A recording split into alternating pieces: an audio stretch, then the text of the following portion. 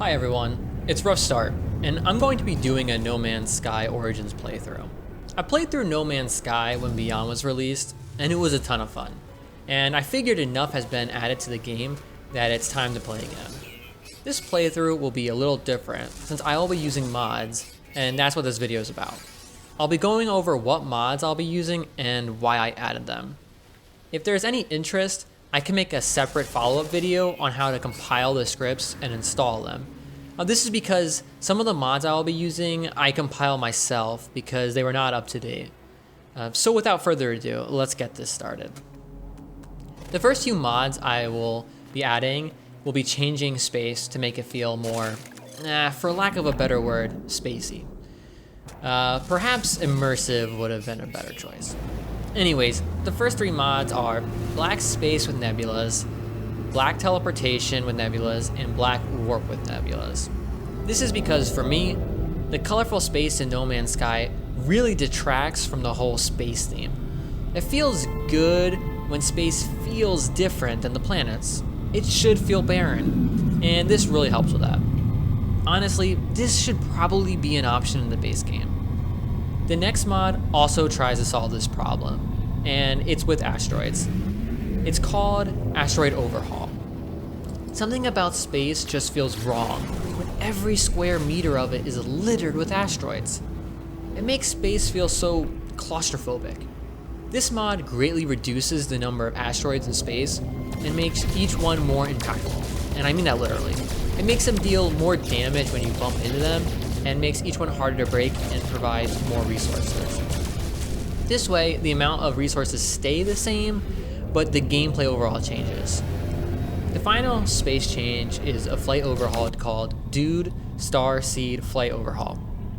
This increases the pulse engine speed. At first, it may be cool that the planets take up to a couple of minutes to fly between, but this gets incredibly tedious after your first 100 planets or so. To me, this just encourages more exploration. Also, this mod allows ships to slow down to 0 speed and just hover. Another thing I feel they probably should have added to the base game by now. The next few mods change the player's inventory. The first mod is called 10x Hyperstack. This is pretty self-explanatory and just increases the stack sizes by 10. I mainly wanted this so miscellaneous items would stack higher, but the mod does affect all items in the game. The next is Better Ship Teleporter Range and Better Ship Teleporter Range Module. These just extend the range at which you can access your ship's inventory, making it so you can explore further before you have to call your ship. Finally, I added a custom build of Tech Overloader. In my build, it allows 99 of the same tech to be installed. I think it'll be fun turning into a superhuman, and this will obviously be limited by how far I want to push it, but I think it does further the sandbox feel. The last few mods are just a few mods that I feel expand on or make core parts of the game less tedious.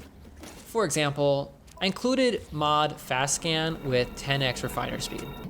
It is awesome landing on a new planet, and the first thing you want to do is jump out of your ship and start documenting all the objects on the planet. And in a few seconds per scan, it's not bad at first, but again, by the 100th planet you land on, it just feels like a chore to spend several minutes scanning all the objects, when what you really want to do is jump around and fly around and just see what the planet has to offer. As for the faster refining, it kind of just came with the mod, and I feel that with 10 times the stack sizes, maybe 10 times the refining sizes will be okay because refining a full stack will take the same amount of time. I'm not sure. I'm not set on this mod, and if it becomes a problem, I'll go ahead and recompile it and remove the faster refining. Following that train of thought of removing tedious tasks, I added the mod Instant Text Display. This is pretty straightforward. Waiting for text to slowly come on screen, I feel really slows the pace of the game down. And this will streamline gameplay by just removing that. The next mod is a custom build of two mods put together, Better Rewards and Better Frigate Rewards. In my build, I just increase the rewards missions on spaceships and the Nexus give. I think the missions are actually a really cool idea and a great add to the game, but in reality, they're just useless. They give such small rewards, there is never really a point to do them. For instance, getting a single drop pod location as a reward for scanning every object on a planet is insane. It just takes 5 seconds to hop on an exocraft with the scanner upgrade and scan for a drop pod location. The same can be said about the credit rewards. Getting a few 100,000 credits for killing a dozen animals on a planet is simply not enough.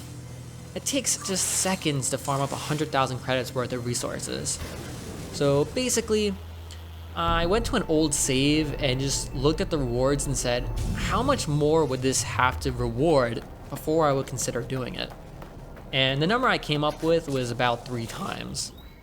If this turns out to be too much or too little, I'll simply recompile it with different values. And finally, the last mod is Beyond Base Building.